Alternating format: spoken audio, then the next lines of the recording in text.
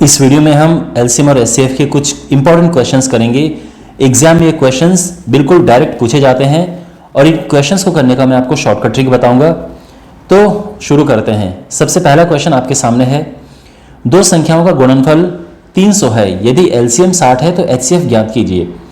देखो, जब भी इस तरह से क्वेश्चन आए कि दो संख्या का गुणनफल ये है, एलसीएम दिया है, एचसीएफ ज्ञात करना हो, या एचसीएफ दिया है, एलसीएम ज्ञात करना हो, तो इसमें आप ध्यान रखना, यहां पर दो संख्याओं का गुणनफल इस तरह से आएगा, दो संख्याओं का गुणनफल जो भी है, ठीक है ना, गुणनफल, और ये बराबर होता है एलसीएम इंटू एचसीएफ के। ये बात आप ध्यान में रखना, ठीक है। आप दो संख्याएं ऐसे भी ले सकते हो कि एक संख्या p है और दूसरी संख्या q है, उनका जो गुणनफल होता है उनके एलसीएम और एचसीएफ के मल्टीप्लाई के बराबर होता है। यही बात आप ध्यान में रखना, ठीक है। और इस वीडियो में जितने क्वेश्चंस हैं सभी क्वेश्चंस इस पर बेस्ड हैं। तो अब देखो, दो संख्याओं को गुणनफल सीधे 300 दिया है, तो यानी ये जो पूरा गुणनफल है ये तो है 300, एलसीएम जो है वो है 60, तो एचसीएफ क्या होगा ये हमें निकालना है। तो बहुत सिंपल है, एचसीएफ बराबर हो जाएगा 300 बटे 60 और ये कट के आ जाएगा 6 × 5 = 5 और हमारा ऑप्शन डी करेक्ट है, ठीक है। तो सिंपल सी बात ये है कि आपके पास क्वेश्चन अगर इस तरह से आए तो जो भी गुणनफल में दिया हो, जो भी नंबर गुणनफल में दिया हो उसको ऊपर रखना है, और अगर एलसीएम दिया है, एचसीएफ पूछा है, तो एलसीएम नीचे आएगा एचसीएफ निकालने के लिए। और अगर ये भी हो सकता है कि एचसीएफ दिया है तो वो नीचे आ जाएगा और एलसीएम पूछा हो तो यहाँ पे आ जाएगा, ठीक है ना। तो जो भी चीज़ दी है, एलसीएम दी है, वो तो नीचे आ जाएगा। जैसे इस केस में एलसीएम दिया था तो वो नीचे आ गया है 60, और एचसीएफ हम आराम से निकाल सकते हैं और वो 5 आया है, ठीक है ना। यानी अगर यहाँ पर ये क्वेश्चन होता कि इनका एचसीएफ बराबर है 5, तो एलसीएम क्या होगा, तो आपको क्या करना था इस केस में कि एलसीएम जो है वो निकालने के लिए पहले गुणनफल ऊपर लिखो और जो एचसीएफ है वो इस बार नीचे आ जाएगा। तो डिवाइड करो तो 5 × 6 = 30 और ये 60 आ गया है। तो आई होप आपको ये समझ आ गया होगा। अगेन ये फॉर्मूला आप ध्यान में रखना। अब हमारे पास है क्वेश्चन नंबर 2, दो सह अभाज्य यानी कोप्राइम संख्या का गुणनफल 88 है, उनका एलसीएम ज्ञात कीजिए। तो आपको ध्यान में ये रखना है इस बार इंपॉर्टेंट बात कि जो दो सह अभाज्य संख्याएं होती हैं किन्हें कहते हैं, ऐसी संख्या जिनमें कोई कॉमन नहीं होता है। जैसे मान लो 4 और 5, तो आप जानते हैं 4 और 5 में कोई कॉमन नहीं है, तो इनको हम सह अभाज्य संख्याएं कहेंगे। आपको याद में रखने वाली बात यह है कि जब भी आपके पास सह अभाज्य संख्याएं होंगी, को प्राइम नंबर्स होंगे, तो हमेशा जो एचसीएफ है वो 1 हो जाएगा, ये ध्यान में रखना, ठीक है ना।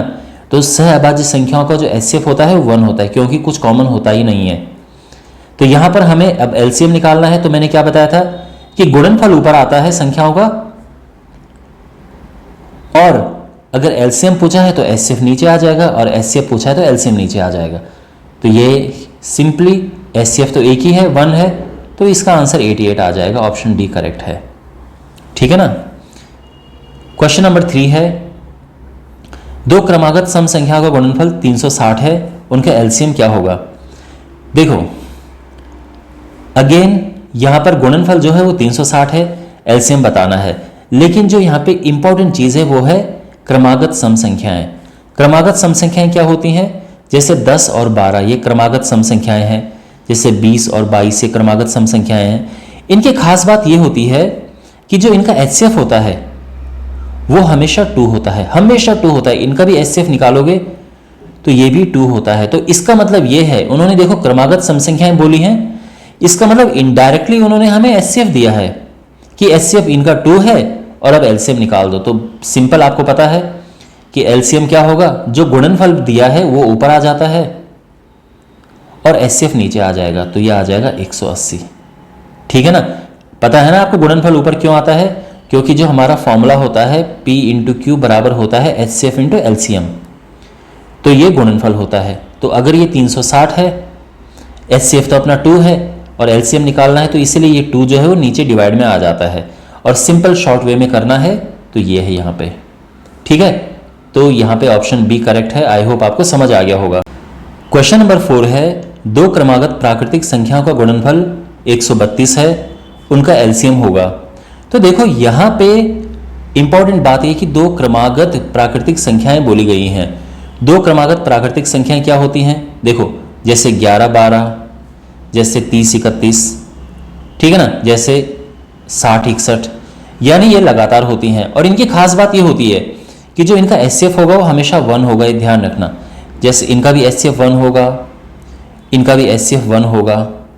इसका मतलब ये है, उन्होंने लिखा है दो क्रमागत प्राकृतिक संख्याएं, इसका मतलब इनडायरेक्टली उन्होंने ये बोला है कि इनका एचसीएफ 1 है और गुणनफल 132 है, तो एलसीएम क्या होगा? तो अब आप जानते हैं ना, एलसीएम निकालना है, गुणनफल ऊपर आता है और एचसीएफ नीचे आ जाता है, तो आंसर इसका 132 आएगा। ऑप्शन बी करेक्ट है। क्वेश्चन नंबर 5 है, दो संख्याओं के एलसीएम और एचसीएफ का गुणनफल 864 है। यदि एक संख्या 24 है तो दूसरी संख्या क्या होगी? तो देखो, आप जानते हैं कि क्या है। देखो, दो संख्याओं का जो गुणनफल होता है वो एलसीएम और एचसीएफ के गुणनफल के बराबर होता है। अब क्वेश्चन में ये बोला है कि इन दोनों का गुणनफल तो है 864, तो ये हो गया 864। और जो ये दो संख्याएं हैं, ठीक है, क्योंकि दो संख्याओं की बात की है, उसमें से एक संख्या तो है 24, हमें दूसरी संख्या पता नहीं है, तो हमें दूसरी संख्या यहाँ से ज्ञात करनी है। तो वो हो जाएगा 864/24। 24 से इसको डिवाइड करेंगे तो क्या होगा? 24 × 72 और फिर ये आएगा 144 और 24 × 6 = 144। ये आंसर आ गया, ठीक है। आप चाहे तो काट सकते हो कि 12 दूनी 24, 12 7 84 और 12 दूनी 24 और ये 2 से कट जाएगा। आप ऐसे भी कर सकते हो और इसका आंसर ऑप्शन डी है। ऑलराइट, तो आई होप आपको इस वीडियो से कुछ सीखने को मिला होगा और इसी तरह से आपके पास वीडियोस आते रहेंगे। चैनल को सब्सक्राइब कीजिए। Thanks for watching.